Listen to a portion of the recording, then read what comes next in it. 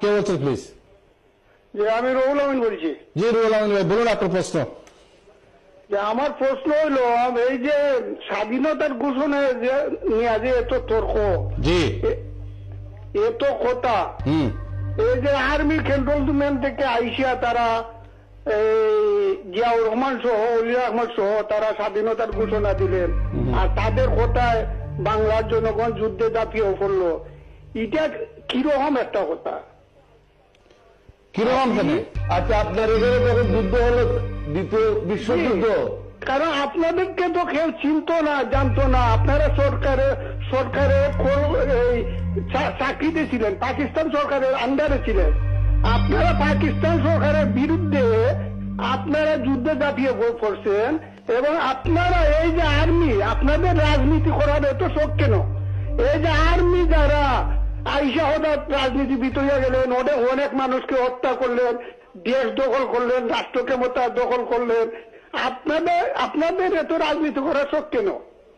আপনারা অনেক আর্মি আপনার দেশের জন্য কলঙ্ক, দেশের ইতিহাসে বিকৃত করেছেন স্যার আপনারা, আপনাদের এই আর্মি জেনারেলরা। আপনাকে ধন্যবাদ, থ্যাংক ইউ। আপনি আর্মিরা যদি যুদ্ধ না করতো আজকে আপনি বাংলাদেশে পাসপোর্ট পাইতেন না। সামরিক বাহিনীর পোশাককে কলঙ্কিত করি নাই। দেখি নেক্সট কে আছেন লাইনে। আসসালামু আলাইকুম। ওয়ালাইকুম সালাম, অনেক ধন্যবাদ আমাকে সুযোগ দেওয়ার জন্য।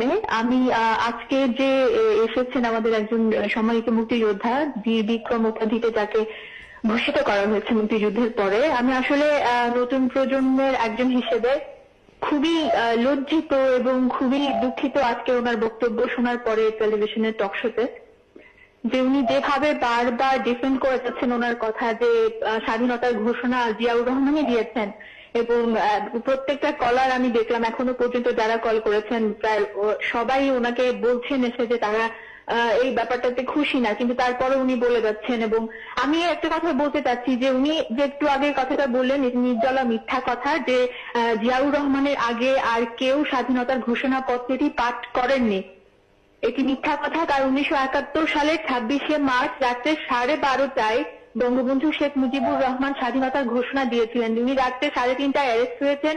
অ্যারেস্ট হওয়ার আগেই উনি স্বাধীনতার ঘোষণা দিয়ে উনি সেটা কনফার্ম করেছেন, এবং সেই তারপর থেকে ইপিআর এর ওয়্যারলেস এর মাধ্যমে স্বাধীনতার এই ঘোষণাটি 27শে সারা দিন রেডিওতে প্রচার করা হয়, এবং নিউ ইয়র্ক টাইমসে পরের দিনই কিন্তু নিউ ইয়র্ক টাইমসের বৈকালিক সংকলনে এই ঘোষণাপত্রটি ছাপানো হয়েছিল, যে পূর্ব পাকিস্তানের নেতা শেখ মুজিবুর রহমান যুক্তরাষ্ট্রের টাইম 2:30 স্বাধীনতা ঘোষণা করেছেন। এই জিনিসটি দলিল পত্রে আছে। ইতিহাস কখনো বদলানো যায় না। স্বাধীনতার ইতিহাস বিকৃত করার অপচেষ্টা খুবই নিন্দনীয়, খুবই লজ্জার ব্যাপার। আপনারা রাজনীতি করতে চান, এখনকার বিষয় নিয়ে রাজনীতি করুন।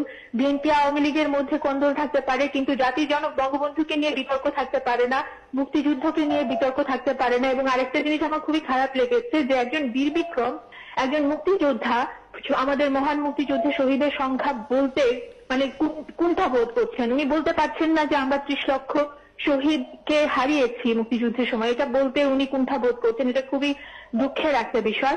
আরো একটা জিনিস হচ্ছে যে 27শে মার্চ জিয়াউর রহমান বঙ্গবন্ধুর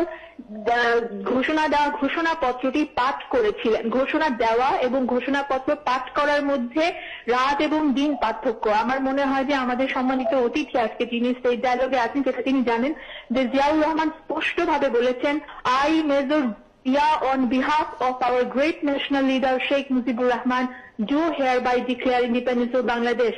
এখানে যে on behalf of our great national leader Sheikh Mujibur Rahman বলা আছে, এই কথাটা হয়তো আমাদের আজকে সম্মানিত অতিথি ভুলে গেছেন। আমি আবারও আপনার কাছে অনুরোধ করব যে ভুল তথ্য দিয়ে ইতিহাস বিকৃতির চেষ্টা করবেন না। আজকের প্রজন্ম ঘুমিয়ে নেই, তাদের কাছে ইন্টারনেট আছে, হাতের কাছে ঐতিহাসিক দলিলপত্র আছে। 1972 সালের 10ই এপ্রিল স্বাধীনতার ঘোষণাপত্রের যে দলিল প্রকাশ করা হয়েছিল, তখন আপনারা কোথায় ছিলেন? তখন কেন বলেননি যে স্বাধীনতার ঘোষণা জিয়াউর রহমান দিয়েছেন? 1972-এর সংবিধানে যখন এটা এসেছিল তখন কেন বলেননি? 1991 সাল থেকে কেন এই বিতর্ক শুরু হলো?